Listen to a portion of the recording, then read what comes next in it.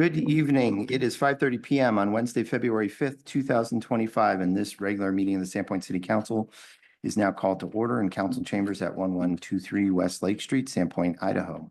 For the record, I'm Mayor Jeremy Grimm presiding. Also present are Council President Deb Rule, Councilors Joel Espiro, Justin Dick, Kyle Schreiber, Pam Duquette, and Rick Howarth. Under the city's adopted code of ethics and civility, as the presiding officer, I'm to identify the law enforcement personnel serving as Sergeant at Arms for this evening's meeting. Tonight, we have Captain Rick Bailey in the back. Thank you, Captain Bailey. If everyone please stand, we'll recite the Pledge of Allegiance.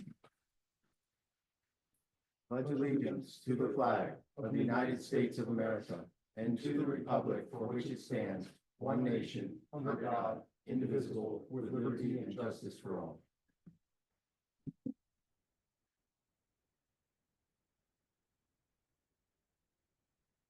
An amendment to this evening's agenda was proposed and an amended agenda was posted earlier today, adding a topic for discussion under executive session. Because this amendment was made less than 48 hours prior to the meeting, pursuant to Idaho Code Section 74-204 4B, before the amended agenda can become effective, council will need to vote to accept the amendment. At this time, I would entertain a motion to approve the amended agenda. Second. Moved by Spiro, second by Dick. This will be a roll call vote. Counselor Sproul, Yes. Counselor Schreiber, Yes. Counselor Dick, Yes. Counselor Duquette, Yes. Counselor Rule. Yes. Counselor Howard. Yes. Mr. Mayor, motion passes. Thank you, Madam Clerk. Moving on to announcements, I will start and then we will go around the horn and get some from council and staff. First, just a huge thanks to the public. Okay. Hello, public out there today. Big thanks to the public. If you're watching this in the future, I am so impressed driving around tonight. How many people are complying with the odd even snow, no parking requirement, no parking on the odd side of the street. It's just amazing. I mean, you drive down and people are just following the rules. So thank you, public. Also, I want to thank Heather Upton. If you came in tonight, you might have noticed a number of diagrams and displays in the foyer, as well as some public art, and our posting of our official rules of decorum. Heather organized that and did a great job. Just want to give a shout out. Thank you, Heather. I want to bring up an issue for the council. Some of you may be hearing about Facebook and communications and the wrath of the community, which I would point to the audience tonight. And I just want to make a quick, or the lack of audience, I should say, a quick announcement about Facebook and the parking situation. First and foremost, we are working on a parking policy. Policy is the first step that will go through our commissions and committees and gather public input. This policy will eventually come to the city council for action. Once the policy is adopted, we'll then have to implement a procedure and plan, including how we're going to enforce it and manage it. Long and short, this is the very early steps of a policy that I have approved. I don't imagine would even be in place until the summer of 2026. So as it relates to things moving too quickly, we are not moving quickly. We're moving deliberately and slowly and getting lots of good public input. I also want to just mention that I've instructed all staff not to engage on Facebook representing the city.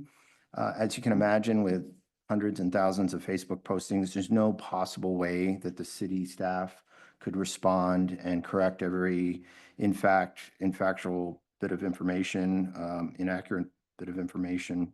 And there are also some challenges with posting representing the city in any capacity with land use issues. If somebody thinks they're talking about a land use issue on Facebook, it could bring up this question: is if the city's responding, is this part of the public record? Have they said what they want to say about this land use, and is it going to be considered? So going forward, and this has sort of been the path that I've been taking, the most factual and clearest information is going to be on the city's website. I may do a post just referring people, go to the city's website for factual information. But I do want to give a shout out to Councilwoman Duquette and thanks to staff in the clerk's office, because We've also tuned up our notification process this week. As of, I believe, this week, Melissa and Haley have implemented a very easy sign up. You can go to our website. You can subscribe to topics of interest, whether it's ped bike, arts, planning, land use, council, sustainability, et cetera. And you will then get push notification via email with the agenda and the links and the meeting minutes. So again, we can only do so much and we can always strive to do better. I just want to make sure that you all know that we are working to make as transparent our activities as possible, and getting out on the radio. We're Barb Buchanan yesterday, Carpenter, I'm sorry, and just trying to make sure people know that what they read on social media isn't always even close to factually accurate. So with that, moving on, budget season is rapidly approaching. It's a lengthy process. We should be getting you your draft budget books by early July. So I'll be asking to meet with you all individually as this initial process starts. Update on the short-term rental bill, just a testimony to the worth of our group, the Resort City Coalition. We worked with the legislature and our lobbyists down there, and that short-term rental bill, according to Chairman Clow, will not be being introduced. So I'm very pleased. We made the point that local control is best, and that if there's not a problem, that the state doesn't need to supersede that local control. So very pleased with that outcome. Just a reminder for the public watching that railroad crossing elimination grant was not approved out on Great Northern. That was the second of our two chances. I mentioned it last meeting, but we will not be proceeding with the improvements to Great Northern. And as I mentioned to council, we did invest very heavily in those designs, which include a lot of stormwater work. So we are working with staff to look at what we can glean out of that design and see which elements of that stormwater improvement we can proceed with to help improve drainage in that area. Just a couple other updates Holly can fill you in more on. Our Public Works Director, Bridge and First, the hole in the ground. We are working on the structural engineering plans for that to be completed before Lost in the 50s. The city parking lot will be, we've moved quite a ways along for the resurfacing and rehabilitation plan. It will include some improvements to circulation and access. We expect that initial draft to come to you for consideration and feedback at your next meeting.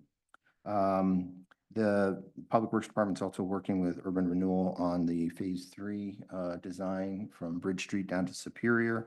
We expect to have those bids moving forward, and that will be coming to you in late February or early March as well for your feedback on which concept we'd like to put forward for that design. And then finally, we are continuing on the wastewater treatment plant preliminary engineering report. There will be some open houses starting tomorrow, and then on February 20th, March 6th, and March 20th. And the goal of those open houses, they'll be here in this meeting room from 12 to 1. Staff will be giving a background on the wastewater treatment process, on our plant, and where we're at in the process. So one last thing, I do read the editorials. We did have a Mr. Furry who questioned yesterday where his taxes have gone up tremendously, he said, and where is all this tax money going, and how are we spending it in the city of Sandpoint?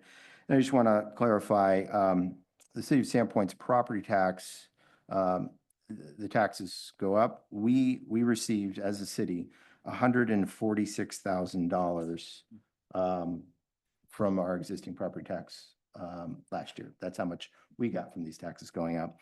And I would just point out that $146,000, you all recall that our healthcare costs for employees went up over 20%, over $200,000.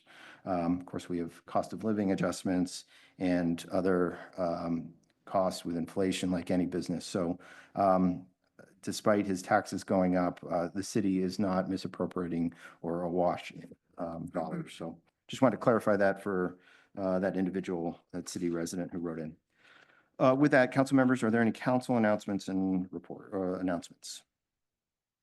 Mr. Mayor, Go ahead, Council President Wool. I just wanted to mention and give a kudos to our city snowplow drivers and to say that I think the new painting of the plows was lovely because I happened to be at home when they drove by and it really put a smile on my face and I waved. So hopefully they're getting a lot more waves and thumbs ups.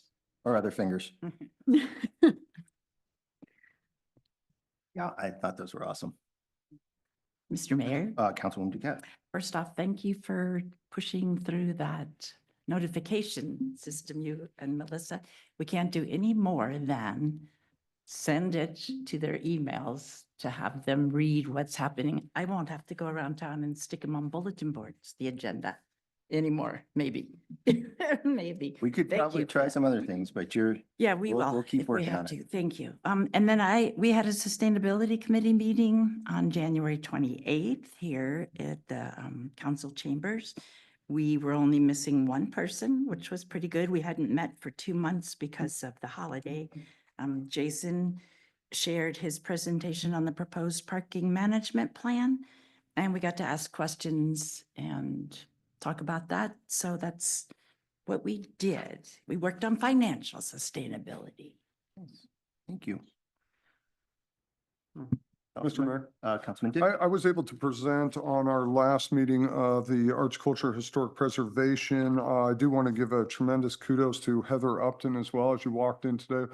The piece from Ursula Roma was donated. It's over in the corner, as well as we've got some new storyboards there for the kind of the history of the Sandpoint Fire Department, the police, and City Hall as well. One thing that I failed to mention, though, is we did get 2 unbelievable commission members. Carol Diener has joined. You may know her from her years at POAC and 30-plus years in the art community here. And William Valentine, who is with the Bonner County Museum and the Historical Society, who has spent years uncovering documents and photos and cataloging them from the museum, from a historic standpoint. And we're excited to be able to share some of those with you guys as they come to us. Thank you, Councilman Dick. And yes, Carol, I call her the grandmother of the arts in the community. She has moved the needle tremendously. I'm thrilled that she's accepted that appointment. Mr. Mayor? Go ahead, Councilman. Just the question, we had talked about the policy for notifications for the public, and I wonder if there's any update on how we're moving along with that. Can you be more specific, Council President Rule, which notification did I? We had talked about creating policy for not only notification for planning issues, but different open houses, et cetera, so on and so forth. That is being worked on still. We don't have that finished up. It's been a busy. No, I just wanted to know where we were Yes, at, if yes, we were we're going to working on see that. it in March or Yep. April. Holly is, a lot of that's with our capital improvement projects, and Holly may be able to kind of dive in deeper on that. She is very passionate about it, but she's also been working a lot. I'm not sure if she'll cover it in her report tonight, but we have been working on that. Okay, great, thanks. Mr. Mayor? Councilwoman Schreiber. Yeah, I just wanted to give the council an update on the Urban Forestry Commission meeting on January 3rd. We covered a few long-term subjects. Number one being the definition of heritage trees in Sandpoint. You probably remember that was a topic that we discussed during the comp plan, and it's a little nebulous. And I also found that in our city ordinance, we have a mention of both historic and heritage trees. So those are terms that we really need to nail down if we're going to move forward with some of the items we put into our comp plan. And along the same lines as that is updating our arboricultural manual. That's such a hard word to pronounce. And, you know, obviously that's going to be a long-term project for the commission. One of the things that I found really interesting from the conversation was that oftentimes the historic and heritage trees that term is used for very old trees. And what our experts on this commission felt necessary to talk about was that if there's a danger in only preserving the old trees, and then it's only the young trees that get cut down. And so if we're gonna have an urban canopy, we should consider creating additional classes besides just heritage trees that can be protected. So that's something that we probably will see at some point. We're extremely lucky to have a commission full of experts, very knowledgeable on the subject. So the last thing that we covered was the Cedar Street project, and Eric Bush did a great job of walking us through all the trees that are being protected and all the trees that are being removed.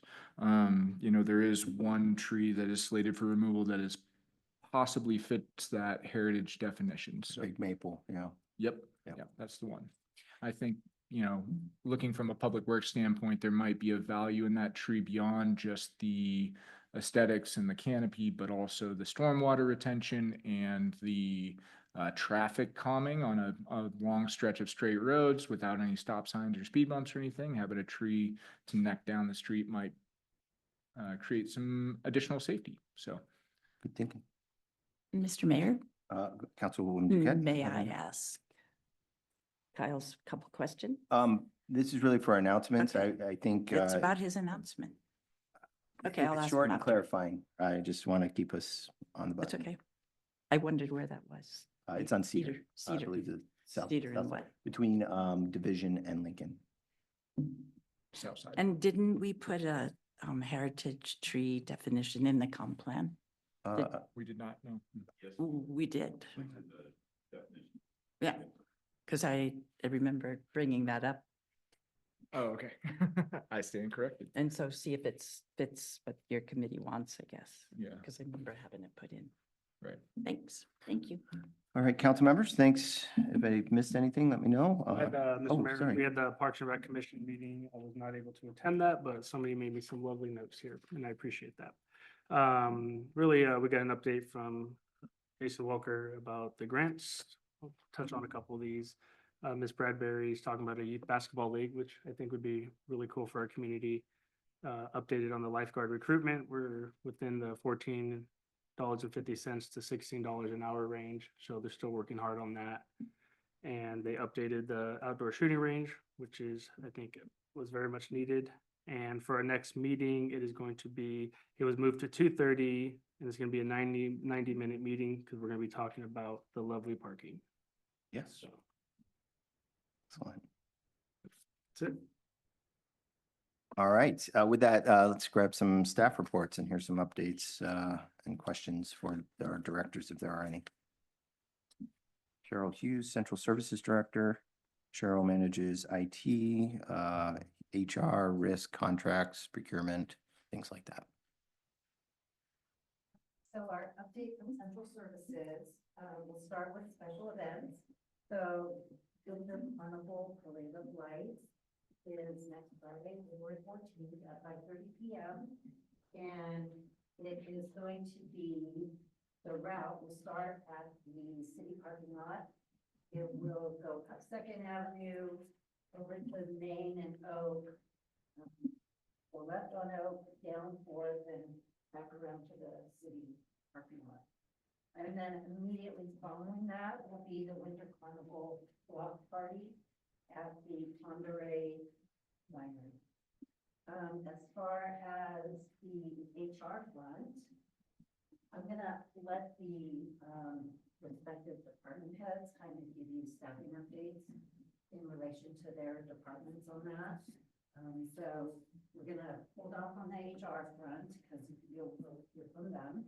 On the contract, I am continuing to work with Avista on the Baldy Communication Site Agreement.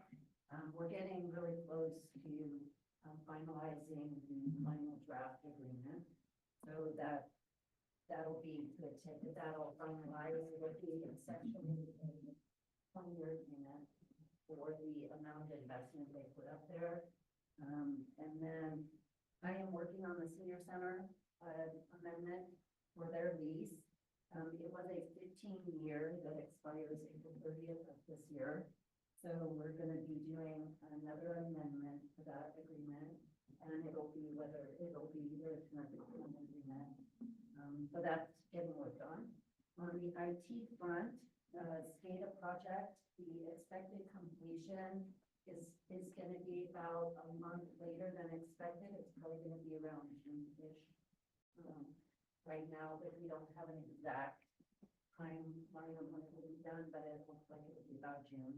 There were things that have popped up during the project that created delays, so it was kind of unexpected, but at the same time, with that size of project, it's kind of expected there to be things that arise, and some of those were brought forward to council as well during the project. We're going to be entering, we're still in negotiations, but we're going to be entering into an agreement for Marcia's Snack Shack with the Watsons for another season. They really enjoyed it last season and looking forward to doing it this season as well. The plan is going to be that they will be open Sundays. Last year they were not, and it was a request that they do open the Snack Shack on Sunday, so that will be for this season. It will be both Saturday and Sunday open. And then as far as grants, the PE's highway safety patrol grant, we just finished up our first quarter report, and the safety patrols included aggressive driving, occupant protection, and impaired driving that was performed in the first quarter of that grant, and now they're off doing their patrols for second quarter, and it's been a good program, and that's about all I have. Is there any questions? Thank you, Cheryl. Are there any questions for from council? Cheryl. I know the police chief is away this week and the fire chief as well. Holly, Public Works Director. Mr. Mayor, as Holly's walking up, just so you're aware, Chief Gilcrease, our fire chief, is online Oh. and available to report when you're ready for him. Hi, chief. Go ahead, Holly. Start with staffing. We have three open positions. Project manager, which was my old job. It was originally titled construction manager, retitled project manager, same scope of work, same position, slightly tweaked title. The other open position we have is public works technician. That's a job we've had open for some time now. So those are posted and available. The third position is news. Chet Jackman, our street supervisor, is resigning effective March 31st. Retiring, right? Resignation. Oh, you have to resign. But he builds cars, so he's going to spend his time following his passion. So fortunately, we've got a bit of time, March 31st. Chet's been here like 30 years.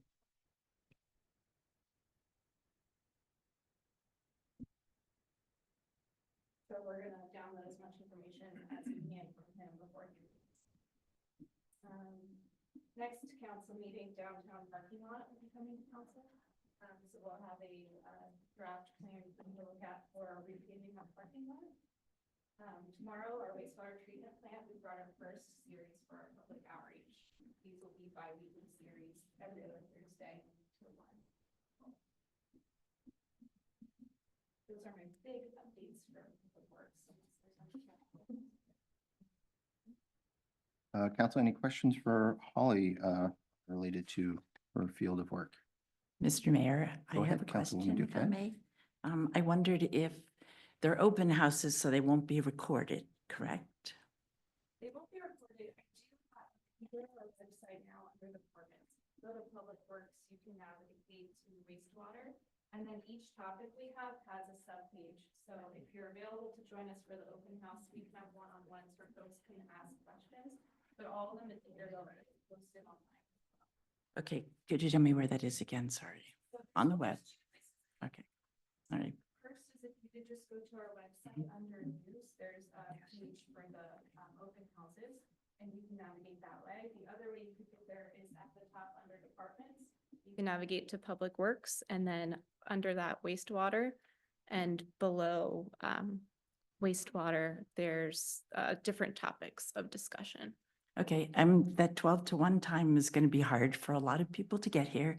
And if it's not recorded, I'm just wondering if there's any way an evening could be added. We had expected people to come to the Sustainability Committee meeting for the presentation. Public was invited. We had 2 people from 12 to 1. Just a If- hard time, I think. It's, so for this project, I'm trying to balance, it's a huge project. We need to educate people, bring people on board. It's something that if there's a need for it, I would just ask that let's try and see if people can come to that afternoon. And if there are folks and we get quite a big list who are interested in coming to an evening one, then we would revisit it. But without knowing if anyone's going to come to an evening or if there's interest, it's kind of hard to gauge and to put that on. So if the attendance is sparse at the 12 to 1, with that, Or if Correct. there's interest, like, so if there are people are welcome to reach out to me. So if I'm missing somebody, email me, let me know if there's interest. I haven't heard direct interest in an Right. evening open house. If it's there, we can pivot and we can accommodate, but this is our first one. Right. So we'll see how it goes. We'll see who we reach. And again, I don't want to miss anyone. So if there is an interest in an evening, we can pivot. I would ask that we just give it a shot and see who we reach. And again, we are posting the material online too, for Okay. those who like to read. okay. If you visit our website, it is a very bold red. It is almost under news, emergency okay. alert. I open did house. that article in the Bee was hard to, it was on the front page, but it was like the second column way over on the left, Yeah. skinny. Can't control the paper. Okay. I get it though, yeah. Any other questions for Holly? Mr. Mayor. Thanks, Holly. Go ahead, Councilman. Yeah, so as I was going over those 75% drawings for the Cedar Street project, I noticed that the lane width is at 12 feet. And I recall the last time you brought that before council, we had a pretty robust discussion about that. Wide lanes are less safe and also more expensive. And so I recall us coming to a pretty strong consensus that we were going to go with 10-foot lanes. Can you speak to that? There was, I recall the same, we had a lot of discussion on it. There was very strong, I heard opinion from council on we really need to visit and vet the lane width. And I heard a strong desire for more narrow.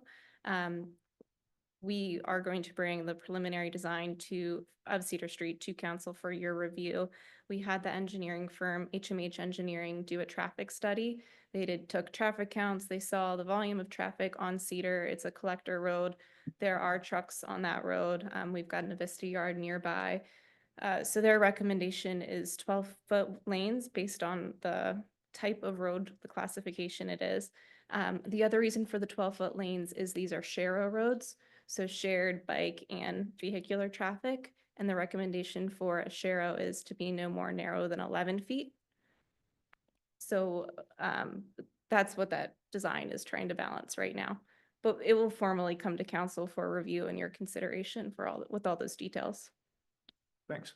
Sure. Thanks. All right, thanks, Holly. Planning and Community Development Director Welker.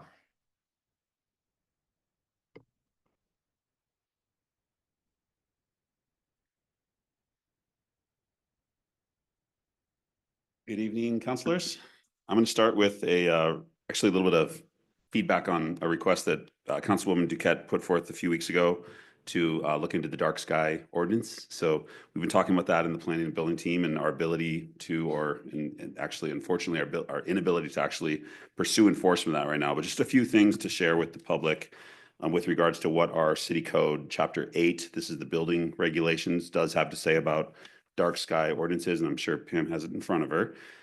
This is this 841, the Sandpoint Outdoor Lighting Code, and I'm not going to read it all, of course, but a few highlights here. The purpose of this chapter is to protect and promote the public health, safety, welfare, quality of life, and ability to view the night sky in the city of Sandpoint by establishing regulations and a process of review for exterior lighting. Two of the objectives are to protect and reclaim the ability to view the night sky and thereby help preserve quality of life and to prevent light trespass in all areas of the city. Light trespass is with regards to light trespass, it is the intent of this chapter to eliminate and prevent light trespass through the proper installation of lighting fixtures. And in the case of violations, which there are many around Sandpoint, because this code has not been enforced throughout our history of development, it is the building officials' responsibility ultimately to give notice of violation to owners, occupants, lessees, or contractors where violations are taking place. And there's a penalty of up to $100 for violations of the dark sky ordinance. What I wanted to share with council is that the challenge we have in the planning and building division right now is this enforcement challenge. We are so busy with the amount of current planning that we face. It is really important for you to know that with new development, since this ordinance has been adopted, there is no more violation taking place with new development. I know because our planning and building team is reviewing every site plan that comes through, every building permit application for compliance with the dark sky ordinance. So we are enforcing our code with development under my leadership in this division. But the enforcement component requires bandwidth, it requires capacity. And that's just not something we have in the planning team right now. So I think you're gonna probably hear from the mayor in the budget process that there's need for more personnel in the planning and building division. So I can't promise that we're gonna get to dark sky enforcement this year, but I can say that in the applications we've processed in the last year, there's been conformity has been assured because we are constantly looking for that in new applications. So I just wanted to respond to Councilwoman Duquette on that. So on the issue of staffing in the Community Planning Development Department, I do have a very sad announcement tonight. We only found this out just this week. Our planning tech, our building permit technician, Olivia Shoemaker, who's been at the city for around 2 years, will be leaving us on Friday this week. Her husband has accepted a job with a sign-on bonus for immediate relocation to go work at a factory doing avionics in the airplane industry in Michigan. So we're very sad to lose Olivia. And I just want to share a few highlights of her time at this city. She's been here during a time of great turnover, a change in administration, a little over 2 years, during which time she has worked as our building permit tech. And she earned her certification as a plans examiner, which allowed her to actually move up on the grade chart and fill some different responsibilities of the city. She stepped up during the first half of 2024, when the entire planning team departed, and she filled the roles of associate planner, frontline admin, assistant planner, and even did some of the senior planner responsibilities. And she is not a planner. She is a permit tech. So she was just stepping up and doing the jobs that needed to be done at the city for the first few months that I was here as well, before we hired on our city planner and our assistant planner. We do wish Olivia luck and want to recognize her outstanding work over the last 2 years. We are hopeful that she has some, we are actually very excited about some qualified candidates applying for a position. We posted her job today. We expect applications to start rolling in, and some might even be internal applicants for that role. So it's a real hard hit to the department. She's just been a real leader in the department during this time of turmoil, but we do wish Olivia luck. And if you're in City Hall this week, her last day will be Friday. We're taking her out to jalapenos after work too. So thanks to Olivia. Sorry to see her go, but wish her and her fiance, I'm sorry, they're getting married this summer, luck on their relocation to their home state of Michigan. Next, the parking management plan. You've heard about it. It's in the papers. It's on the agendas of many commission meetings. It went back to planning and zoning last night for a brief update because many changes have been made to the first draft that was presented 2 weeks ago to planning and zoning. The sustainability committee's been given the chance to give feedback on that, and it's kind of crazy. It's in my almost year here. It's the issue we've gotten the most emails about. Several just through the contact form on the website, which Melissa forwards to me, and several people have gone to find my email address and share their thoughts as well. So the latest version is on last night's P&Z agenda, if you wish to have a look. Next up for public engagement will be the Parks Commission. It's the entire 90 minutes is going to be devoted to getting feedback on this proposal. That's Wednesday at 2:30 next week, a week from today. And then the day after that is a committee that I think this policy really relates to, which is pedestrian bicycle. So the Ped Bike Committee will also spend almost all of their meeting next Thursday reviewing and giving feedback on the plan. I do have a survey drafted, and I think in the next couple of weeks, I'll probably work with the mayor on trying to push that out to the community as well. The last thing I have is some update on grants. Friday was the deadline, January 31st, for the IDPR grants. So people in the Parks and Recreation world across the state of Idaho were scrambling to get their grant applications dialed. Maeve spent pretty much 2 weeks fine-tuning our grant applications for both the Recreational Vehicle Fund grant and the Waterways Improvement Fund grant. So we did get those submitted. We got a signed letter of approval from the Bonner County Waterways Advisory Committee, which reviews grant applications for the Waterways Improvement Fund. They unanimously supported our application for basically a 3-phase investment over 3 years. We plan to apply for WIF grants to improve the long neglected infrastructure at City Beach. So phase 1 is the parking facility. Phase 2 will be the boat ramps and the piers and the docks that serve the boat ramps, not moving them, but just resurfacing them. And then phase 3 would be upgrading those docks along the west side of the beach behind the shop, which are in desperate need of some improvements. So that phased approach was recommended by our District 1 representative on the Waterways Advisory Committee. So we worked very closely with him. He's a huge champion. He's on the review board that will review that grant application in March. And we got really good feedback from the state as well. So we're super hopeful that we are awarded that $600,000 to help us kick off the parking lot improvements and upgrades at City Beach, including stormwater. Jason, do you Yes, know yes, if ma'am. those are federal funds or are those all? They are not. The Waterways Improvement Fund comes from boter registrations in the state of Idaho. And our Recreation Vehicle Fund comes from RV registrations in the state of Idaho. Great. No, I think most Yeah, people know where. so I we was don't have to worry going about the with that. Good. potential freeze.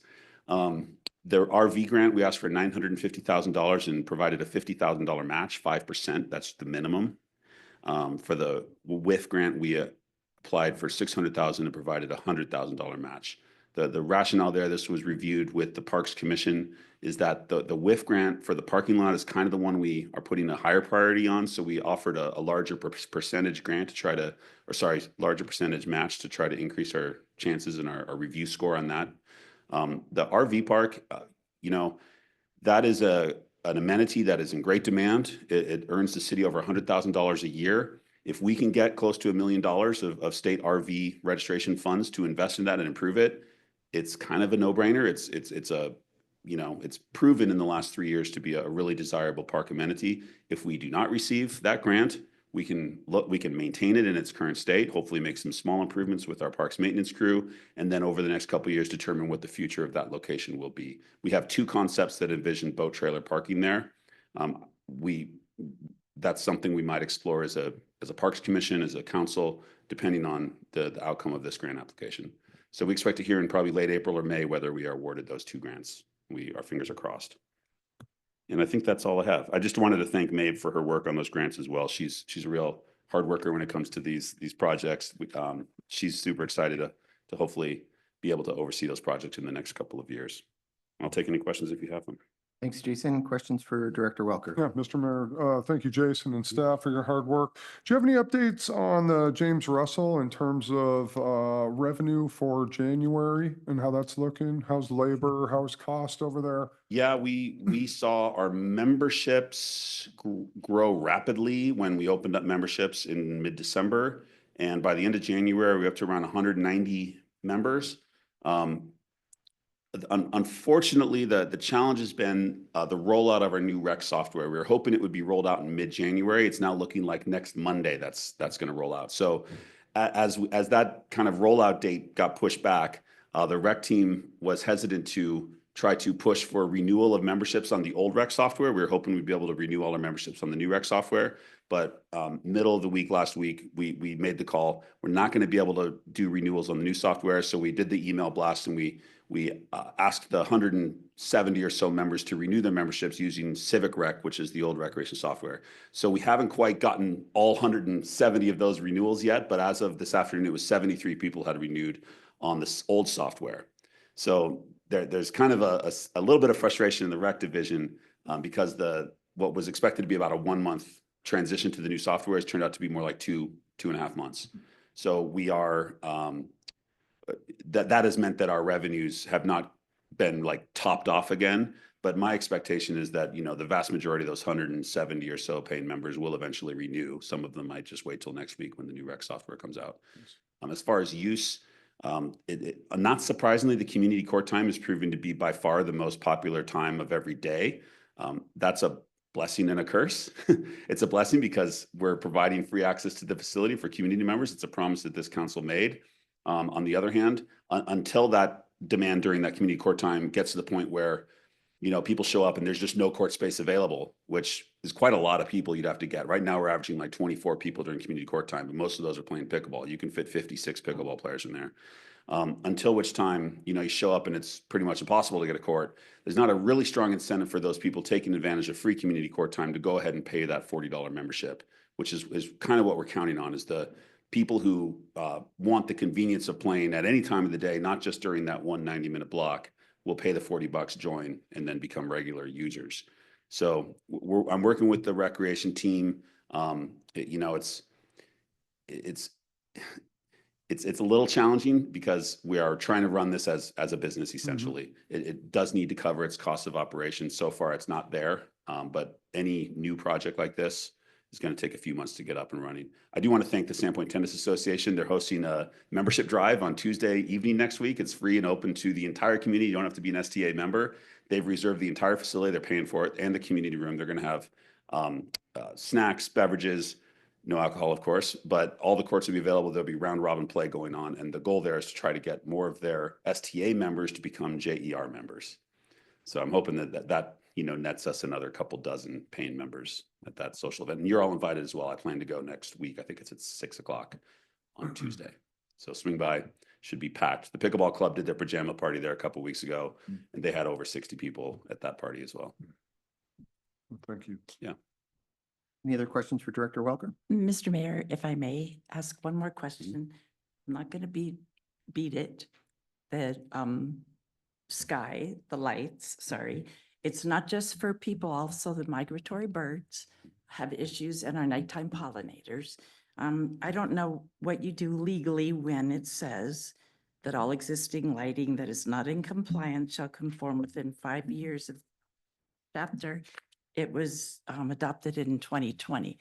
So what do you do with? I can hit the high level on that, Councilwoman Duquette, which is you can't go incrementally or subjectively enforcing something, just waking up one day and say, Right. you are in violation. I'm dropping the hammer.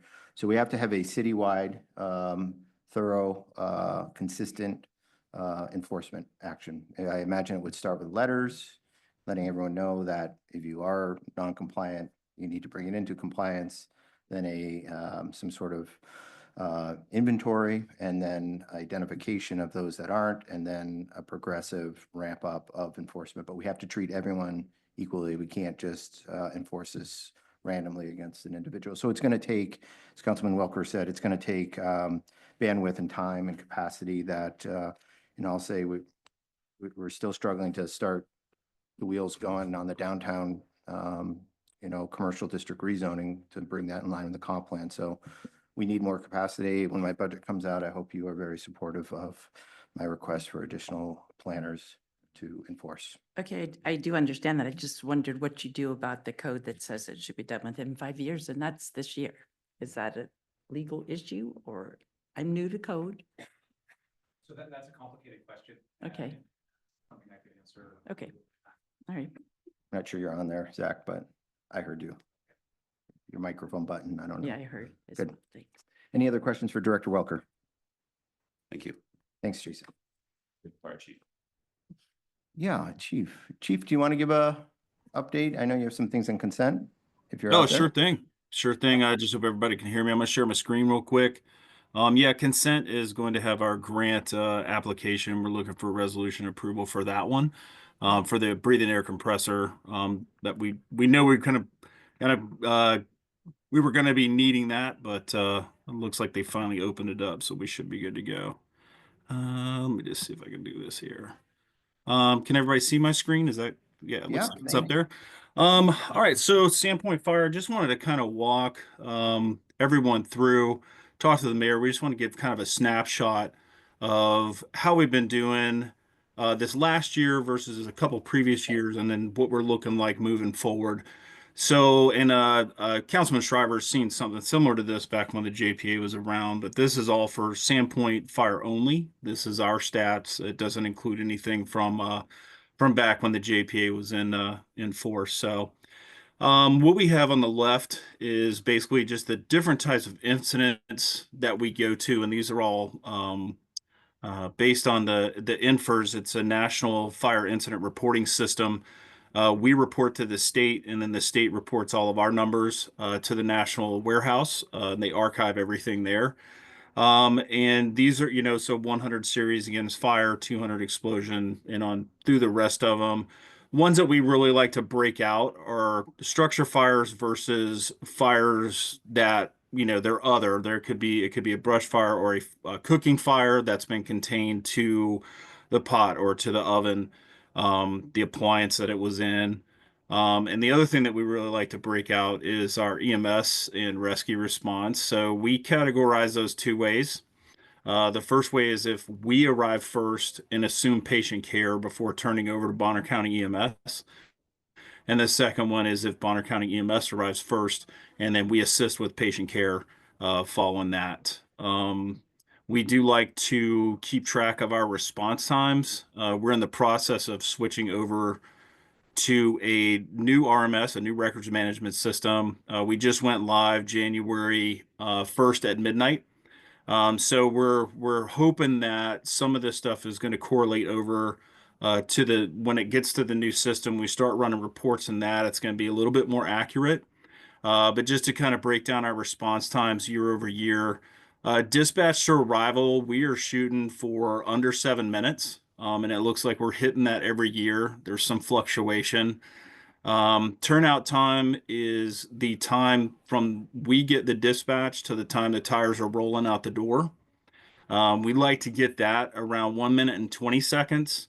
We have a little work to do to that, obviously. But we also have travel time, and travel time we're trying to get in between that 4 and 5 minute mark, which is right about where we hover. So we're doing good on that.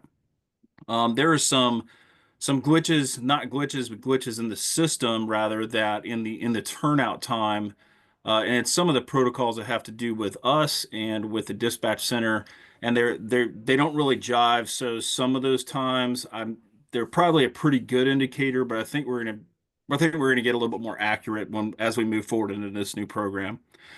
And lastly, in the bottom right-hand side is just a graph, and this is our incident volume by quarter from 2022 to 2024.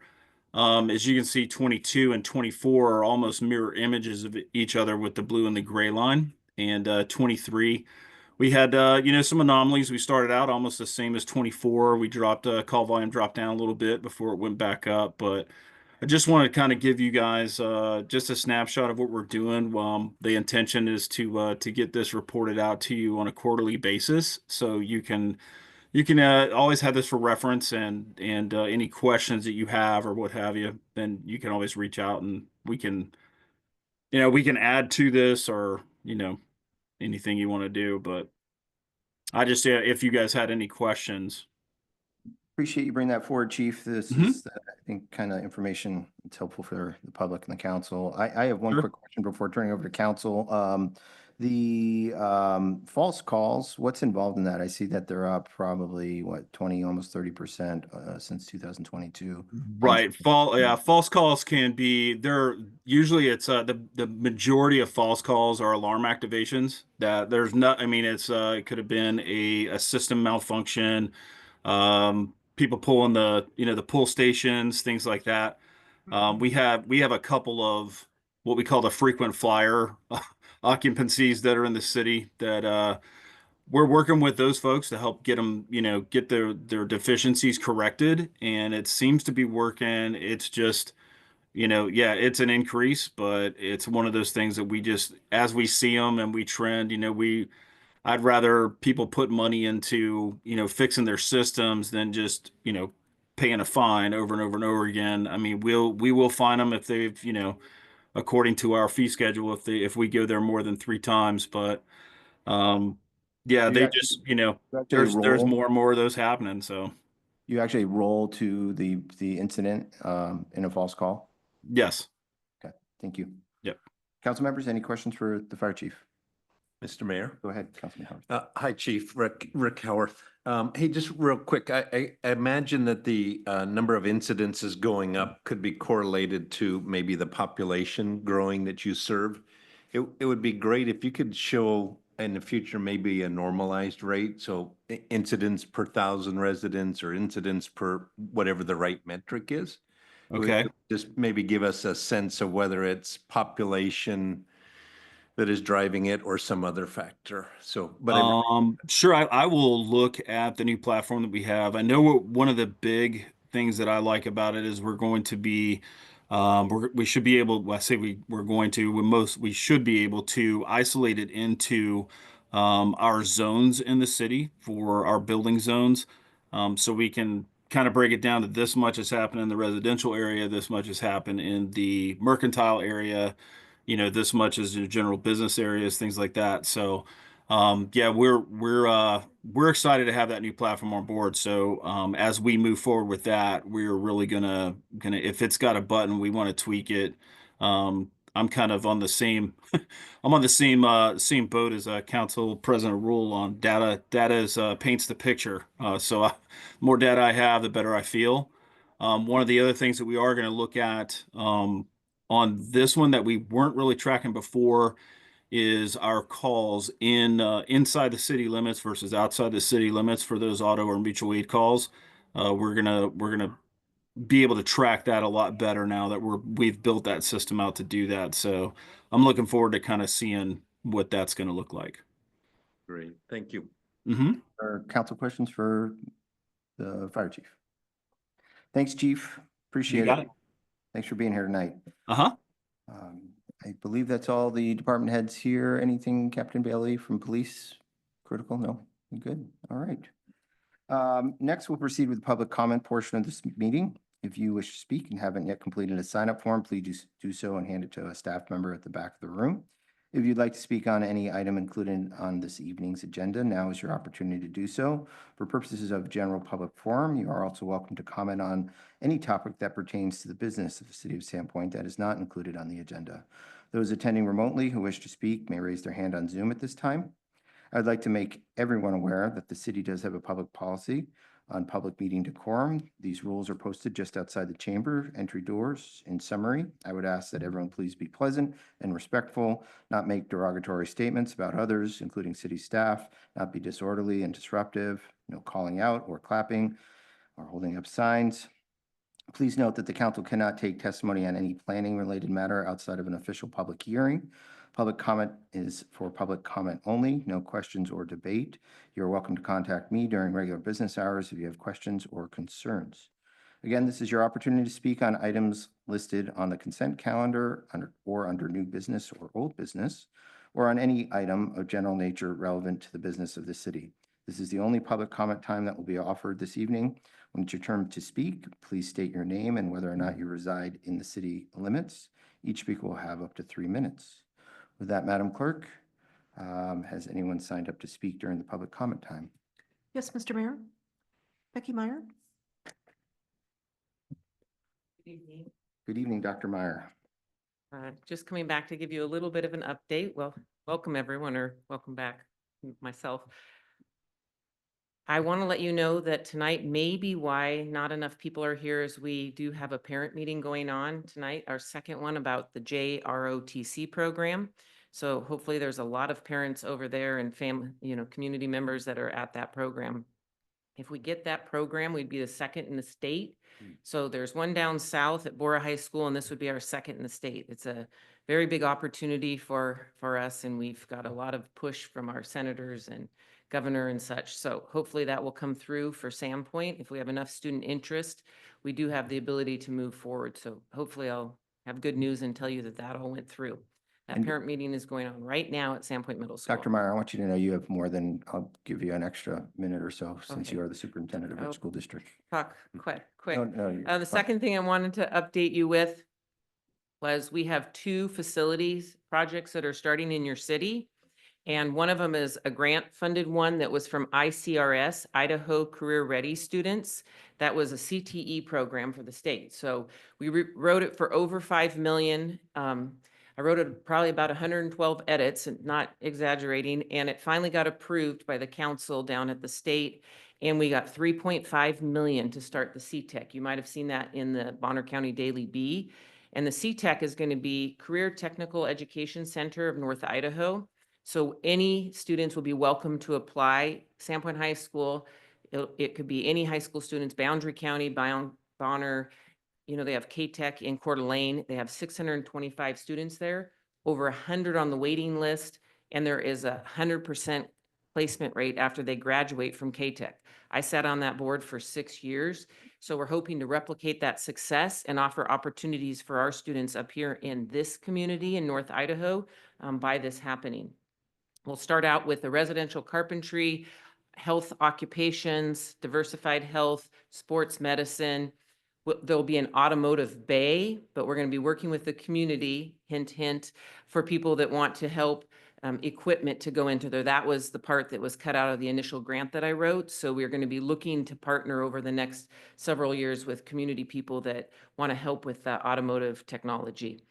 And we'll also have information technology in there as well. And then we're looking to expand a culinary arts program, and we're working with some donations and donors also for that program. So really want to get a culinary arts program going. There's several of you that might know something about that.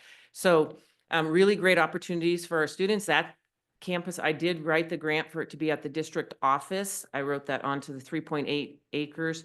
But I got outvoted by the community partnership, and the committee said it needs to be closer to where students who maybe don't have transportation, we don't want to waste instructional type driving out there and back. So it is going to be on the campus, the south end of Sandpoint High School.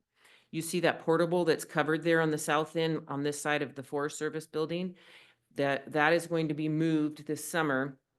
We're breaking ground, and that will be hopefully done a year from now, or at the latest, depending on, how the winter season and the mud and everything goes. You're familiar with that. That hopefully will be open. The latest would be in fall of 2026. And that's for that CTEC program. So that's breaking ground as soon as the first day of school is out. That's happening. And then Sandpoint Middle School, we have that money from House Bill 521. So we have 18.2 million to start at the board. Our school board voted on starting with Sandpoint Middle School. I'm sure you read about some of the issues that happened with the electrical and plumbing, and the initial electrical from the initial build was still in there. So talking to the architect and the contractors, that's going to take the longest time, is that electrical switching over to new and updated. So that is going to be in a complete renovation. 18.2 million is the start on that piece. We're still in the planning stages. We have initial designs. They went out to bid for contractors. Gino got the contract for that. We've had some initial meetings, and it'll be a year of design input. We've done some community input meetings, done online meetings, teacher meetings, admin meetings, but there'll be the first phase and then getting more input, and then we'll start on that, breaking ground the next summer, and then be hopefully done, not hopefully, we will be moving in the fall of 2028. So that's pretty exciting. And then the last thing to tell you is just that, oh, shoot. All right, the last thing, evac. I wanted to let you know because Mayor Grimm mentioned to me about working with the city police on doing evacuation drills and looking at reunification. I wanted to let you know, I've been in this district with a small little stint that I left, but I've been in this district for 32 years. We've never done a complete evacuation reunification drill. And so we are going to do, except for when I was a Sandpoint High School principal, we did have a bomb threat. So we did do a little bit of a piece, but we've never done it throughout the entire plan. We've completed our first one last week in Clark Fork High School, and it went off without a hitch. So we will be doing that and working with Chief Kuhn and his, his wonderful team going through that in school. So that will be thinking of Sandpoint High School and Sandpoint Middle School. That's a big amount of students to be moving. So I will let you know when that happens, but that is on our radar to do all of schools within the next 3 years. So we've done a lot of great safety updates, and that's just one to add to the list. Thank you, Great. Dr. Meyer, Yeah. Superintendent Meyer. I'm going to change from protocol because it's not often we get to have your presence grace us. So I'm going to open up just a couple questions if the council doesn't object. Council, any questions for Superintendent Meyer? Mr. Mayor? Go ahead, Councilman Howard. I know you said it, and I didn't quite catch it when you said it, but who is, for the CTAC Center, did you say all students are eligible to participate, They whether could- they go to public school or not? Yep, homeschool students could Okay. be eligible to participate. They can apply. And we have an open enrollment law that the legislator passed 2 years ago. So depending on how much space is in the program, other students from outside our school district could apply to come. Yeah. Thank you very much. Mhm. Any other council questions for Dr. Meyer? Dr. Meyer, a couple things. One, was there any thought about trying to build on the aerospace niche, and with the recent announcement of the $50 million for the area for aerospace? Yes, so we have had an initial, we went and did a walkthrough with Dyer, the principal, Jackie Crossing, and I went and over and talked to them. They even offered on the day they don't work, I can't remember which day, if it was Friday, that our students could even go over there and possibly be in their space. So when Ken Larson left, it created a hole. We created that program when I was the principal there. We're still working on that. We have 2 instructors that are working on that. It's, but we're going to build the program. There's a lot of interest, and then partnering again with Dyer for that to be an ongoing program. Yeah, I'd bring up that Timberline Helicopters. We've been visiting with them, and Mm. they are, they've worked up a program for the A&P mechanics that they'll do the training and actually potentially hire those kids on. So I'd love to talk with you or someone about connecting those dots. Yeah, because that might also fit in the automotive program too, with working on engines.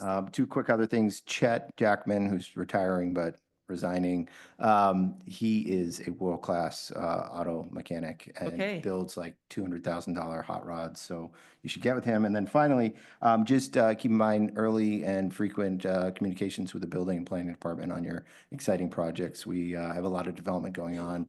We'll do everything we can to keep your project rolling, but Yep.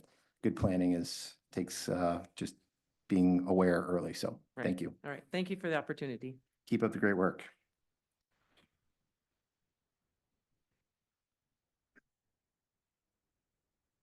Mayor, I don't have anyone else signed up to speak during the public comment portion, and no hands raised on Zoom at this time. Thank you, Madam Clerk. That will conclude the public comment portion of this evening's meeting. We will now proceed with the consent calendar. For the record, the total amount of bills is $2,572,290.30, reflecting $1,463,637.37 for regular payables and $1,100,889.70 for payroll. Council, do you have any questions, or are there any items you wish to remove from the consent calendar? Hearing none, I will entertain a motion to approve the consent calendar. So moved.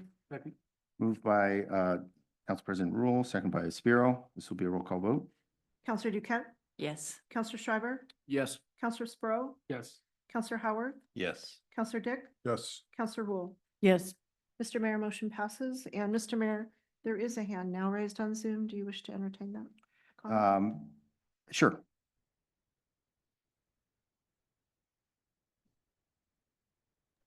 Jen Cox? Thank you, Jennifer Cox, Clark Fork, and my hand was raised earlier. I don't know what happened, but thank you. And thank you for the opportunity to speak. I have a few questions that I hope you'll consider addressing at a future presentation on the proposed parking plan. First of all, I'd like to understand better why the city government agreed 2 months ago to reduce the parking that will be provided at the resort at 56 Bridge Street when we know that parking is already an issue, and it's clear that the parking proposed 144 spaces isn't enough to sustain 181 hotel rooms, 27 condos, multiple restaurants, and an event center. Mr. Welker has previously indicated that this is because of the in lieu fee codes, that the hotel provided an assessment report and paid a fee. But I've looked at your Title IX codes, and it's pretty clear that there was an opportunity to reject that request from the city. And given that even though they provided a report that justified the request, you can see with your own eyes it's not enough. So I'd like a better understanding of why that was accepted. And my second thing that I'd like to see addressed is that we understand that the hotel paid $400,000 for the in lieu fee code, but when you look at your codes, it appears that they should have paid over $1 million. So I'd really appreciate it if you could transparently answer those questions in an upcoming presentation. And thank you so much again for giving me a chance to speak. You're very welcome, Mrs. Cox. And I'll be writing a letter to the editor to hopefully explain your misinterpretation of our code. And hopefully you'll see that and say hi to the city council and mayor and Clark Fork for me.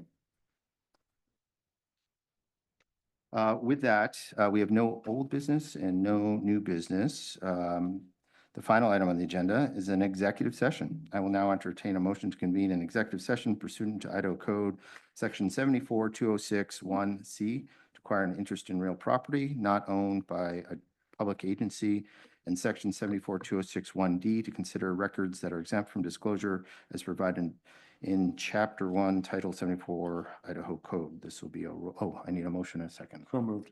Second. Moved by Dick, second by Schreiber, and this will be a roll call vote. Counselor Schreiber, Yes. Counselor Duquette, Yes. Counselor Howard, Yes. Counselor Dick, Yes. Counselor Sprow, Yes. Counselor Rule. Yes. Mr. Mayor, motion passes. Thank you, Madam Clerk. Those not participating in the executive session are asked to please exit the room at this time. The meeting recording and remote online attendance will be now closed and end. Thank you, everyone, for attending this evening.